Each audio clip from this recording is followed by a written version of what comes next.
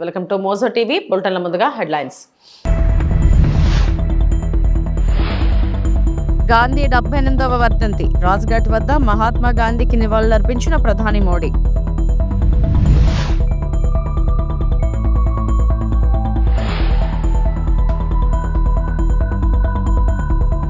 గుంటూరులో మాతా శిశు సంరక్షణ కేంద్రం ప్రారంభించిన ఏపీ సీఎం చంద్రబాబు.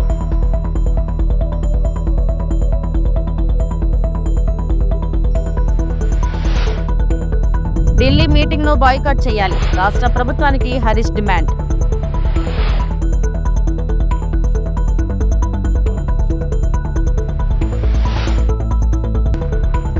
ఖైరతాబాద్ కు ఉప ఎన్నిక జరగాలి. BRS MLA Kaushik Reddy.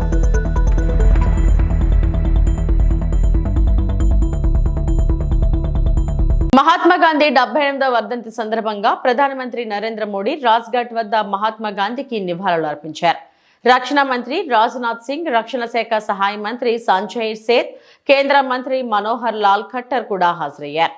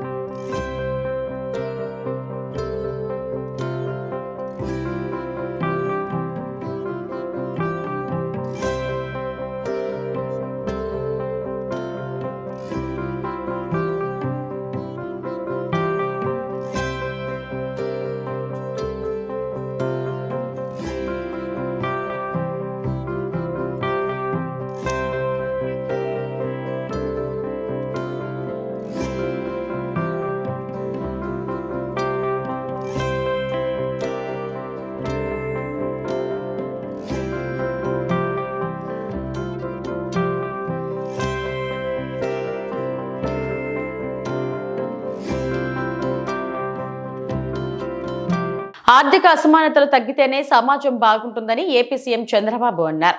గుంటూరు ప్రభుత్వ ఆసుపత్రిలో మాతా శిక్ష సంరక్షణ కేంద్రాన్ని ఆయన ప్రారంభించారు. ఈ భవన నిర్మాణానికి పూర్వ విద్యార్థులు 100 కోట్ల విరాళం ఇచ్చారు. కార్యక్రమంలో సీఎం మాట్లాడారు. మనం మాత్రమే కాదు, సమాజం కూడా బాగుండాలన్నదే మన సంస్కృతి. అనేక సేవా కార్యక్రమాలకు ముందుకొచ్చి భారీగా విరాళాలు అందిస్తున్నారు. 100 కోట్లు ఖర్చు పెట్టి మాతా శిశు సంక్షేమ సంరక్షణ కేంద్రాన్ని ఏర్పాటు చేశారు. చైతన్యం పెరిగింది. సేవా కార్యక్రమాలకు చాలా మంది ముందుకొస్తున్నారు. చదువు అనేది గేమ్ చేంజర్. సరైన సమయంలో నిర్ణయాలు తీసుకోవాలి. భారత రత్నకు మారుపేరుగా మాజీ రాష్ట్రపతి కలాం నిలిచారు. సాధారణ కుటుంబంలో పుట్టిన ఆత్మవిశ్వాసంతో ముందుకెళ్తే ఉన్నత స్థితికి చేరుకుంటారు. సంపాదనలో కొంత భాగాన్ని సమాజానికి వెచ్చించాలి. P4 కార్యక్రమానికి ముందుకు రావాలని చంద్రబాబు అన్నారు. ఈ కార్యక్రమంలో సీఎం చంద్రబాబుతో పాటు కేంద్ర సహాయ మంత్రి పెమ్మసాని చంద్రశేఖర్, జిల్లా కలెక్టర్ తమీం అన్సారియా, ఎమ్మెల్యేలు నజీర్ అహ్మద్, గల్లా మాధవి తదితరులు పాల్గొన్నారు. అలాంటి ఒక మంచి కార్యక్రమాన్ని మీరు ఇక్కడ శ్రీకారం చుట్టారు. ఈరోజు ఇంకొక పక్కన చూస్తే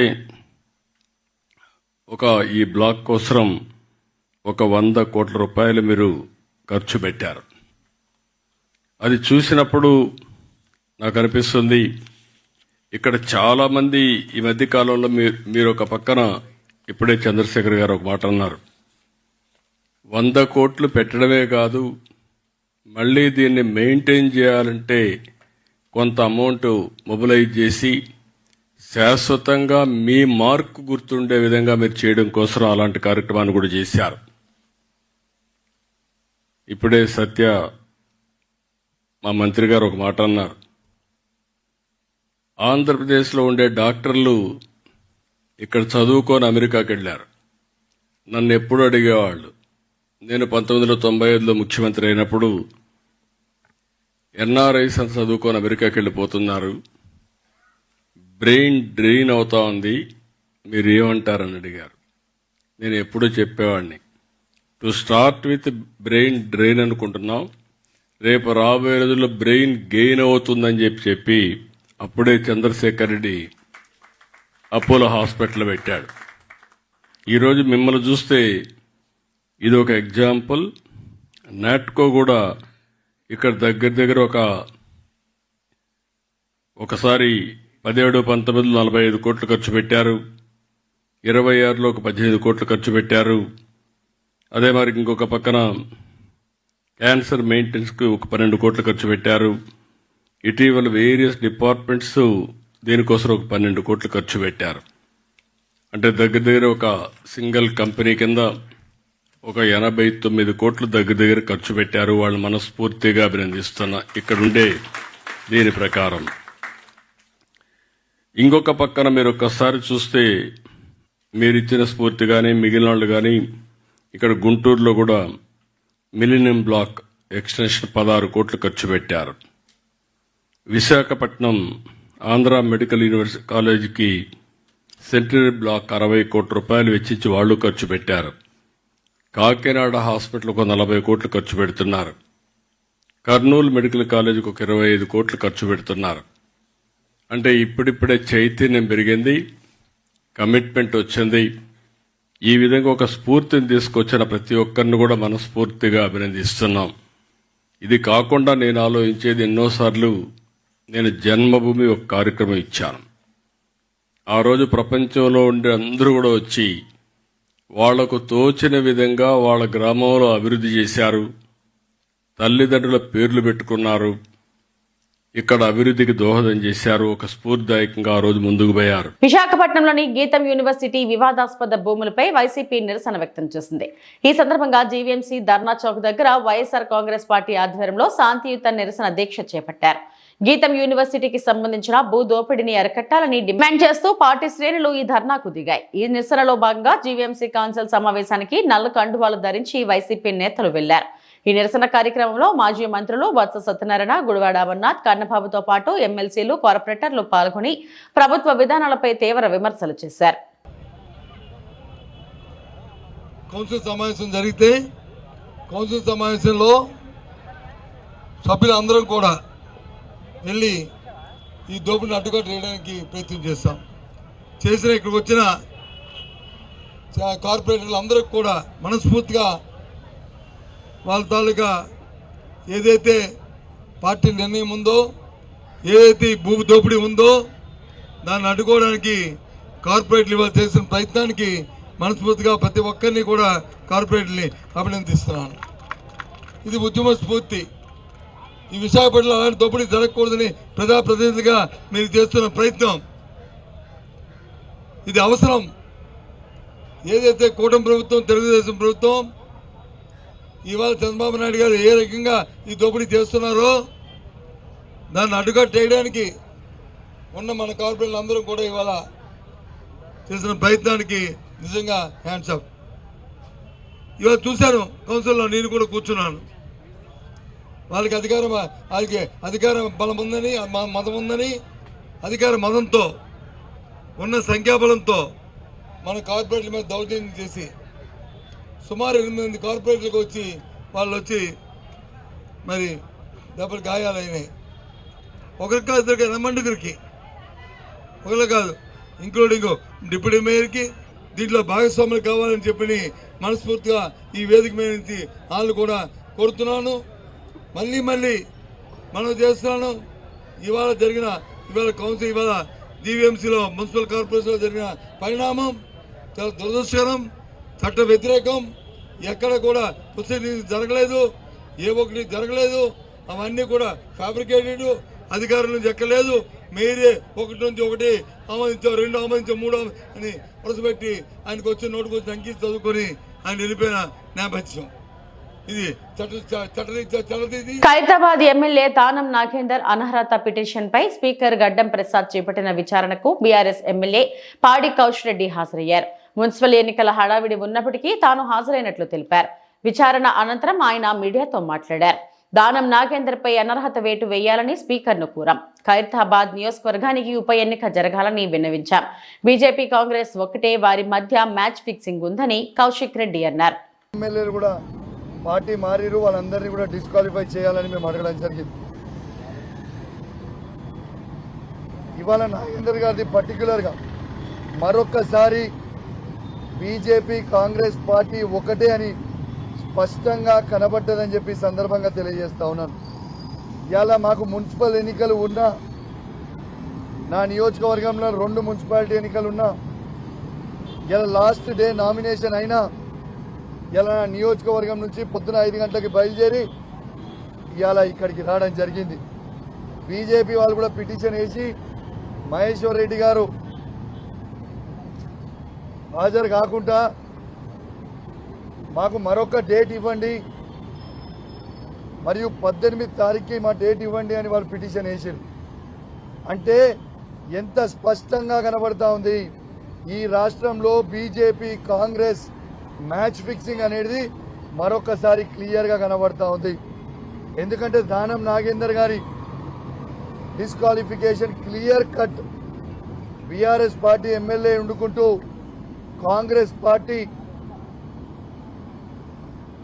ఎంపీగా పోటీ చేయడం వల్ల క్లియర్ కట్ ఎవిడెన్స్ అయిపోయింది. కాబట్టి డిస్క్వాలిఫై కంపల్సరీ కావాల్సి వస్తుందని ఇలా టైం బై చేయడానికి ఇలా మళ్ళొక్కసారి బీజేపీ కాంగ్రెస్ పార్టీ ఒక్కటైందని చెప్పక తప్పదు. నేను నాతో పాటు మా న్యాయవాదులు ఇద్దరు మేమందరం కూడా రెడీగా ఆ డాక్యుమెంట్స్ అన్ని తీసుకొని పోయినాం. కేసీఆర్ హయాంలో తెలంగాణ అద్భుత ప్రగతి సాధించిందని ఆర్థిక సర్వే చెప్పిందని మాజీ మంత్రి బీఆర్ఎస్ ఎమ్మెల్యే హరీష్ రావు అన్నారు. శుక్రవారం ఆయన తెలంగాణ భవన్లో మీడియాతో మాట్లాడారు. కాళేశ్వరం ప్రాజెక్టు ద్వారా 17 లక్షల ఎకరాలకు పైగా ఆయకట్టు స్థిరీకరణ జరిగిందన్నారు. ఢిల్లీలో జరుగుతున్న ఇరు రాష్ట్రాల అధికారుల సమావేశం తెలంగాణకు మరణ శాసనం అంటూ హరీష్ రావు వ్యాఖ్యానించారు. కత్తి చంద్రబాబుది, పొడుస్తున్నది రేవంత్ రెడ్డి. తక్షణమే ఢిల్లీలో అధికారులు మీటింగ్ను రాష్ట్ర ప్రభుత్వం బాయ్కాట్ చేయాలని హరీష్ రావు డిమాండ్ చేశారు. దేశ రాజధాని ఢిల్లీ కేంద్రంగా తెలంగాణకు జరగబోతున్నటువంటి ద్రోహాన్ని పసిగట్టి బయటపెట్టి దాన్ని నివారించేటువంటి ప్రయత్నం చేస్తూ ఉన్నాం. ఒకవేళ తప్పు జరిగితే తెలంగాణ నీటి చరిత్రలో ఈరోజు ఒక బ్లాక్ డేగా నిలిచిపోతుంది. గోదావరి జలాల అక్రమ తరలింపు విషయంలో బీఆర్ఎస్ పార్టీ మొదటి నుంచి కూడా ఈ రాష్ట్ర ప్రభుత్వాన్ని అప్రమత్తం చేస్తూనే వస్తుంది. మీకు కూడా తెలుసు, నేను గతంలో కూడా డాక్యుమెంట్స్ కూడా బయట పెట్టాను. ఎందుకు అంటే మేము మాట్లాడు బ్యాక్ డేట్లో ఉత్తరాలు పంపుడు, ఇవన్నీ మీకు గతంలో కూడా పంపిన. నేను ఇదే భవన్లో ప్రెస్ మీట్ పెట్టంగానే ఒక 3 అవర్స్లో నిన్నటి డేట్తో ఉత్తరం రాస్తాడు ఉత్తమ్ కుమార్ రెడ్డి. మాకేమో స్టేట్ ఇంట్రెస్ట్ కనుక వాళ్ళకు పట్టింపు లేదు. మేము పదే పదే ఆ విషయాలు బయట పెడుతూ రాష్ట్ర ప్రభుత్వాన్ని మేము అప్రమత్తం చేస్తుంటే ఇంకేదో ఫేస్ సేవింగ్ కోసం బ్యాక్ డేట్లు వేసి నా ప్రెస్ మీట్ అయినాక 5 గంటలకు 3 గంటలకో 4 గంటల తర్వాత ఇన్ని ప్రెస్ నోట్లు లెటర్లు కేంద్ర ప్రభుత్వానికి ఈ రాష్ట్రం రాసింది. డాక్యుమెంట్స్ కూడా అన్నీ నేను రిలీజ్ చేస్తున్నా. ఇకపోతే అంటే పరిస్థితి ఏమైందంటే మొద్దు నిద్రపోతుంది ఈ ప్రభుత్వం, కుంభకర్ణుడిలాగా నిద్రపోతూ ఉంది. ముళ్ళుగట్టబట్టి పొడిస్తే తప్ప ఈ ప్రభుత్వం నిద్రలేస్తలేదు. అది గోదావరి బనకచెర్ల ప్రాజెక్ట్ అయినా, గోదావరి నల్లమల్ల సాగర్ ప్రాజెక్ట్ అయినా జరిగేది మాత్రం గోదావరి జలాల దోపిడీ, జరిగేది మాత్రం తెలంగాణకు నష్టం. ప్రాజెక్టు పేరు మారింది తప్ప ఆంధ్రప్రదేశ్ జలదోపిడిని మాత్రం ఆపలేదు. ఈ జలద్రోహం విషయంలో కత్తి బాబు గారిది, పొడిచేది రేవంత్ రెడ్డి. వెనకట కేసీఆర్ గారు చెప్పేటోళ్ళు కత్తి ఆంధ్రోళ్ళది పొడిస్టోడు మనోడే ఉన్నాడు అన్నట్టు ఇవాళ ఈ గోదావరి జలద్రోహం విషయంలో కత్తి బాబు గారిది పొడిచేటోడు రేవంత్ రెడ్డి గారు. ఇప్పుడు సమైక్య రాష్ట్రంలో ఆనాడు కృష్ణా నదీ జలాల్లో తెలంగాణకు తీరని ద్రోహం చేసింది కాంగ్రెస్. ఈరోజు గోదావరి జలాల్లో కూడా తీరని ద్రోహం చేస్తున్నది నేటి కాంగ్రెస్. ఇది మరో చారిత్రక ద్రోహం.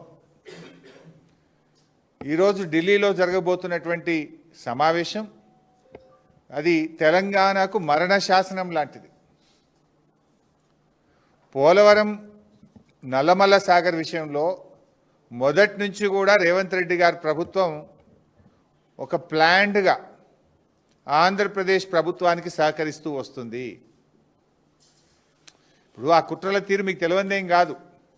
ఢిల్లీలో మీటింగ్ జరిగినప్పుడు ఆనాడే బీఆర్ఎస్ హెచ్చరించింది మీటింగ్ పోవద్దు నువ్వు అని. పోనంటూనే మీటింగ్కు పోయిండు. సంతకం పెట్ట అంటూనే సంతకం పెట్టిండు. ఎజెండాలో లేనే లేదని బుకాయించిండు. కమిటీ వెయ్యను అన్నాడు, కమిటీ వేసిండు. సుప్రీంకోర్టులో కేసు ఏవయ్యా బాబు అని మేము ముళ్ళుగట్టబట్టి పొడిస్తే ఆంధ్రప్రదేశ్ గోదావరి నల్లమల్ల సాగర్కు టెండర్లు పూర్తయి అవార్డు ఇచ్చి కాంట్రాక్ట్ అగ్రిమెంట్ అయినాక సుప్రీంకోర్టులో కేసు వేసిండు.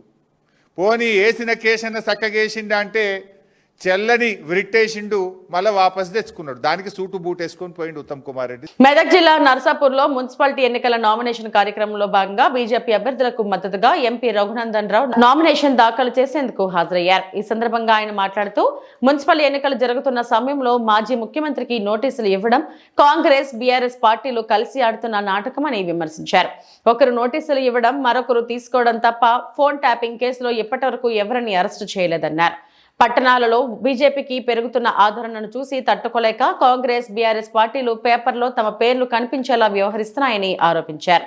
అలాగే బీఆర్ఎస్ నుంచి పోటీ చేసిన ఎంపీ అభ్యర్థి వెంకట్రామరెడ్డి డబ్బులతో నర్సాపూర్ను కొనేయాలని చూస్తున్నారని, నర్సాపూర్ అభివృద్ధికి ఆయన చేసినది ఏమీ లేదన్నారు. నర్సాపూర్ మున్సిపాలిటీ కేంద్ర ప్రభుత్వ నిధులతోనే అభివృద్ధి చెందిందని ఎంపీ రఘునందన్ రావు తెలిపారు. ఉన్నటువంటి నర్సాపూర్ మున్సిపాలిటీపై కాషాయం జెండా ఎగిరేయాలనేటువంటి ఒక లక్ష్యంతో ఈరోజు మా అభ్యర్థులందరూ కూడా నామినేషన్ వేయడానికి ఇక్కడికి రావడం జరిగింది. భారతీయ జనతా పార్టీ ఆశీర్వదించినటువంటి అభ్యర్థులతో మాత్రమే మార్పు సాధ్యమవుతుందని పార్టీ చాలా స్పష్టంగా ఒక రకమైనటువంటి మెసేజ్ ఇస్తే ప్రజల నుంచి కూడా దానికి సానుకూలమైనటువంటి స్పందన కనబడతా ఉంది. నర్సాపూర్ నియోజకవర్గంలో ఒక ప్రత్యేకత ఉంది. 10 ఏళ్ళు కాంగ్రెస్ ద్వారా పాలించిన వాళ్ళు ఇలా గులాబీ కండువా కట్టుకొని పాలిస్తూ ఉన్నారు. కాంగ్రెస్ బీఆర్ఎస్ రెండింటి మధ్యలో ఉన్న సంబంధం వీణా వాణీల సంబంధం. ప్రపంచంలో ఉన్నటువంటి ఏ డాక్టర్ కూడా ఆ వీణా వాణీలను ఎట్లయితే విడదీయలేకపోతున్నారో కాంగ్రెస్ టీఆర్ఎస్ పార్టీల మధ్యలో ఉన్నటువంటి బంధం కూడా అట్లాంటి బంధమే. ఆ రెండు పార్టీలను కూడా ఎవరు విడదీయలేరు. ఒక మంచి పాలన రావాలంటే, ప్రజలకు మేలు జరగాలంటే, నర్సాపూర్ మున్సిపాలిటీలో అభివృద్ధి జరగాలంటే అది కేంద్రం ఇచ్చేటువంటి నిధులతోటి నరేంద్ర మోడీ గారి నాయకత్వంలోనే జరుగుతుంది తప్ప ఒకసారి 2 సార్లు 3 సార్లు 4 సార్లు 5 సార్లు ఎమ్మెల్యేలై మంత్రులై అవసరాల కోసం పార్టీలు మారుకుంటూ పోతున్నారు తప్ప నియోజకవర్గంలో మార్పులు రాకపోవడం అనేది బాధాకరమైనటువంటి విషయం. ఇకపోతే టీఆర్ఎస్ పార్టీ నుంచి ఇక్కడికి ఒక ఆయన ఇన్ఛార్జిగా వచ్చిండు. నా మీద ఎంపీకి పోటీ చేసినప్పుడు చెప్పిండు, నా దగ్గర బాగా సూట్ కేసులు ఉన్నాయి, నేను సూట్ కేసులతో ఎలక్షన్ గెలుస్తా అన్నాడు. సారు 200-300 కోట్లు ఖర్చు పెట్టిండు.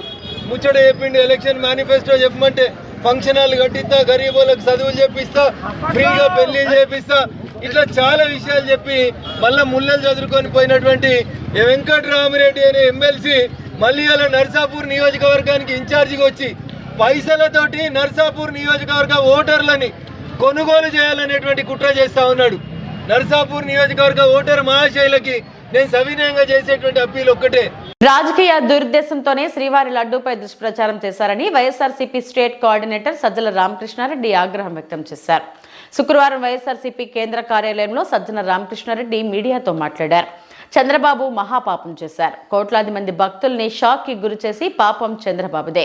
ప్రజాక్షేత్రంలో చంద్రబాబును బోనులో నిలబెట్టాల్సిన అవసరం ఉంది. చంద్రబాబు క్షమాపణ చెప్పకపోగా మళ్లీ దుష్ప్రచారం చేస్తున్నారు. శ్రీవారి లడ్డూలో జంతువులు కొవ్వు కలిసిందని తప్పుడు ఆరోపణలు చేశారు. కానీ జాతీయ ల్యాబ్ రిపోర్టులు సైతం చంద్రబాబు ఆరోపణలు తప్పని తేల్చాయి. ఆధారాలు లేని ఆరోపణలు చేసి మాపై నిందలా అని సజ్జల రామకృష్ణారెడ్డి దిగిపట్టారు. మిడ్ స్ట్రీమ్ ఇదే చార్జ్ షీట్ వేయాలి, దాని మీద నడుస్తుంటాయి వాటికి సంబంధించి. బట్ ప్లస్ లీగల్ దీనికి సంబంధించి I think they will discuss and go ahead. మా పాయింట్ వచ్చేసి ఇప్పుడు మనమే ఒక ఆర్గనైజేషన్ నడుపుతున్నప్పుడు ఆర్గనైజేషన్ అంతా 100-200% ఒకే రకంగా ఉంటుందని ఎట్లా అనుకుంటారు? తప్పులు జరిగినప్పుడు కరెక్ట్ చేసుకుంటాడు, కరెక్టివ్ మెకానిజం ఉంటుంది, సిస్టమ్స్ ఉంటాయి, విజిలెన్స్లు ఉంటాయి, నడుస్తుంటాయి. అవి సరిగా పెట్టారా లేదా చూస్తూ వాటి మీద డిపెండ్ అయి నడుపుతారు. తప్పులు జరిగినప్పుడు కరెక్ట్ చేసుకుంటూ అంటారు. మళ్లీ చెప్తున్నా, ఇలాంటి ఆరోపణ కాకపోతే దీని గురించి నేషనల్ డిస్కషన్ ఎందుకు నడుస్తుంది? సుప్రీంకోర్టు అంతా ఇది ఎందుకు వస్తుంది? సుబ్బారెడ్డి గారు సుప్రీంకోర్టుకి ఎందుకు పోతారు? ఆయన కూడా చేసి విచారణ జరుపుకోండి, మీరే జరుపుకోండి, దర్యాప్తు న్యాయస్థానంలో బెయిల్ తేల్చుకుంటామని అనేవాడు. అది చూసేసరికి కంపరం అయితే ఇదెక్కడ మరి ఇంత అభాండం వేస్తాడా అని చెప్పి ఆయన అందులో దాని ఏమంటారు ఖచ్చితంగా 30-35 సార్లు పోయినట్టు శబరిమల వెళ్ళారు. మామూలు భక్తుడు కాదు ఆయన. ఆయన భార్య ఆమె ఇంట్లో ఎక్కడ పోయినా ఇవి నమో వెంకటేశ్వర ఇవి వస్తుంటాయి, కపిల ఏవో అది ఇంట్లో ఉంటుంది. ఆ వాతావరణమే డిఫరెంట్ గా ఉంటుంది. వాళ్ళ ఇల్లు, ఆయన మాట్లాడే వాళ్ళు దేవాలయాలకు వెళ్ళడం కానీ ఇంకోటి కానీ అలాంటి వాడిని పట్టుకుని మళ్ళీ ఇంకా అది ఎక్కడికి ఎక్స్ట్రీమ్ క్రిస్టియన్ అని వాళ్ళ ఇష్టం వచ్చినట్టు నోటుకు వచ్చినట్టు కరుణాకర్ రెడ్డి క్రిస్టియన్ అని అసలు అది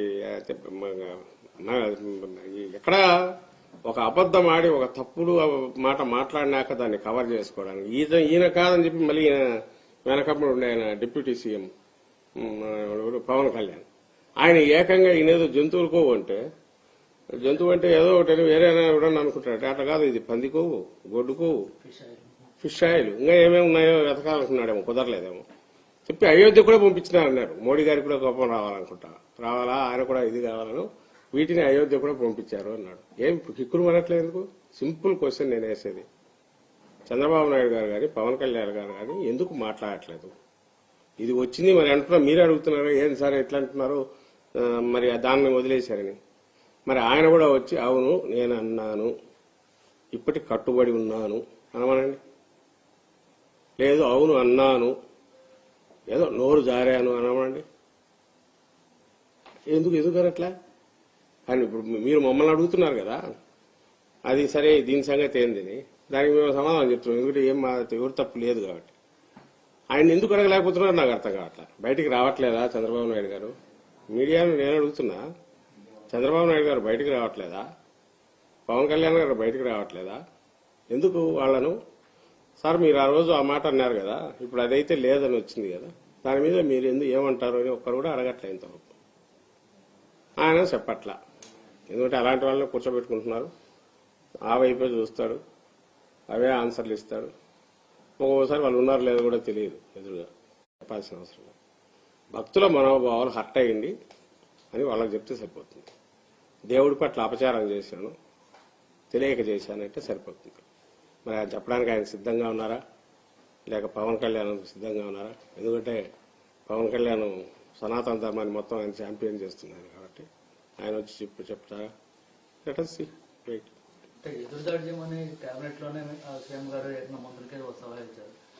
ఆ లైనే అదే, వాటికి సంబంధం మంత్రులకు ఇచ్చారు. దీని గురించి అది కూడా రాశారు కదా వాళ్ళ పత్రికల్లో, ఎక్కడ చూసినట్టు. దీని గురించి మరి ఇట్లా అప్పుడు ప్రమాదరహితంగా వ్యవహరించిన డ్రైవర్లకు అనంతపురం జిల్లా ఎస్పీ జగదీష్ చేతుల మీదుగా ఘనంగా సన్మానాన్ని శుక్రవారం ఉదయం అనంతపురం నగరంలోని ఆర్టీసీ బస్టాండ్లోని డిపోలో ప్రత్యేకంగా అభినందన సభను నిర్వహించారు. ఈ సందర్భంగా ఆర్టీసీ డ్రైవర్లు అత్యంత బాధ్యతాయుతంగా వ్యవహరిస్తూ ఎలాంటి ప్రమాదాలు చోటు చేసుకోకుండా తమ డ్రైవింగ్ నిర్వహించడమే కాకుండా ఆర్టీసీకి లాభాలు చేకూరే విధంగా చేసిన వారి సేవలు ఎంతో అభినందనీయమని జిల్లా ఎస్పీ కొనియాడారు. ప్రమాదాలు లేకుండా నిర్వహించడం చాలా గర్వకారణమని తెలిపారు. నెంబర్ ఆఫ్ యాక్సిడెంట్స్ ఇంకా తగ్గించాలని మనం కోరుకుంటూ, దాంతో పాటు ఇంట్రోల్ అయ్యి అప్పటి నుంచి ఇప్పటిదాకా రాముడు గారు అండ్ ఆంజనేయులు గారు సర్వీస్ ఉన్నప్పటికీ కూడా వారికి 1500 రూపాయలు క్యాష్ అవార్డు ఇస్తూ ఉన్నాము. అపాయింట్ అయ్యారు. ఇప్పటి వరకు చిన్న ప్రమాదం కూడా లేకుండా చక్కగా నిర్వర్తించిన 1 day. సో వీరికి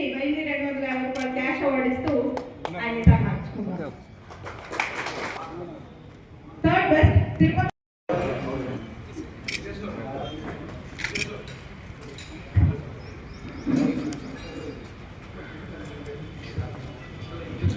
సార్ సన్మాన్ సార్.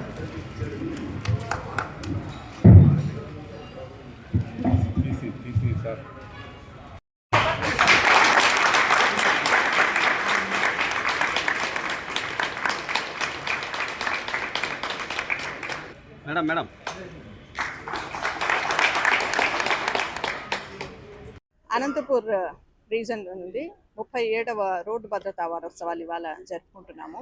దీని సందర్భంగా మేము ఈ మాసోత్సవము జరిపాము. ఇదంతా కూడా నేషనల్ వైడ్ ప్రోగ్రామ్. ఇందులో ఏంటి అని అంటే ఆర్టీసీ అందులో అనంతపూర్ రీజను ప్రతి 1,00,000 కిలోమీటర్లకు యాక్సిడెంట్ రేట్ చూస్తే ఇట్ ఈస్ 0.04, చాలా తక్కువగా ఉంది. ఆ సందర్భంగా మేము ఇదంతా కూడా సెలబ్రేట్ చేసుకోవడం జరుగుతుంది. అలాగే మా దగ్గర డ్రైవర్స్ దగ్గర ఒక 36 సంవత్సరాలుగా కూడా ఒక చిన్న గీత కూడా బస్ మీద పడకుండా 0 యాక్సిడెంట్ డ్రైవర్స్గా నిలబడడం జరిగింది. వాళ్ళందరినీ ఇవాళ సన్మానించుకుంటున్నాము. So for that we are very happy that మా డ్రైవర్స్ వెరీ ట్రైన్డ్ డ్రైవర్స్. అలాగే సేఫ్టీకి మేము చాలా పెద్ద పీట వేస్తాము. ఆర్టీసీ అంటేనే సురక్షితమైన ప్రయాణం. ఆ సురక్షితమైన ప్రయాణంలో ముఖ్యంగా రథసారథులైన మా డ్రైవర్స్ పాత్ర ఎంతైనా ఇందులో ఉంది. So they are very good at driving. వారిని ఇవాళ సన్మానించుకుంటున్నాం. ఇప్పుడు జోన్ తరపున ఇద్దరు మన రీజన్ నుండి వచ్చారు. ఒకరు తాడిపత్రి డిపో అండ్ ఒకరు అనంతపూర్ డిపో. అలాగే రీజన్ బెస్ట్గా ఒకరు ముగ్గురు. అలాగే ప్రతి డిపోకి ముగ్గురిని సెలెక్ట్ చేసాం. 7 డిపోలు ఉంటే 7 డిపోలకి ముగ్గురిని సెలెక్ట్ చేయడం జరిగింది. వీళ్ళు అందరూ సుమారుగా 30 సంవత్సరాల పైనే. అంటే ఫస్ట్ బెస్ట్ వచ్చిన ఇద్దరు జోన్లు అయితే 36 సంవత్సరాలు యాక్సిడెంట్ ఫ్రీ ఉన్నారు. మన రీజన్ వాళ్ళైతే 33 సంవత్సరాలుగా యాక్సిడెంట్ ఫ్రీ డ్రైవర్స్ ఉన్నారు. అలాగా తీసుకోవడం జరిగింది. వాళ్ళను సన్మానించుకోవడం జరిగింది. ఇవి ఇప్పటివరకు నా బులెటిన్ అప్డేట్స్. నమస్తే.